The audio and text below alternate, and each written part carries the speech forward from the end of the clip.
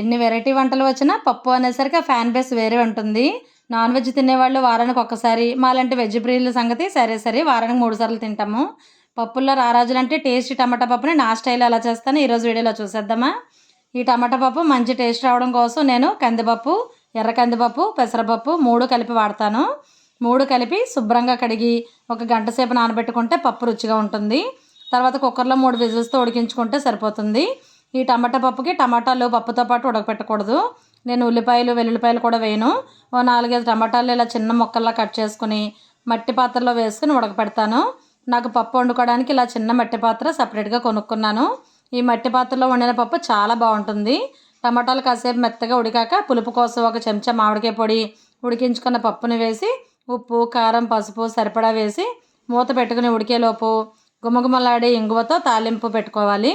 తాలింపు దినుసులు అన్నీ వేగాక పచ్చిమిరకాయ ముక్కలు, లాస్ట్లో కొంచెం ఇంగువ, కరివేపాకు వేసి ఉడికిన టమాటా పప్పులో వేసి వెంటనే మూత పెట్టి స్టవ్ ఆఫ్ చేసుకోవడమే.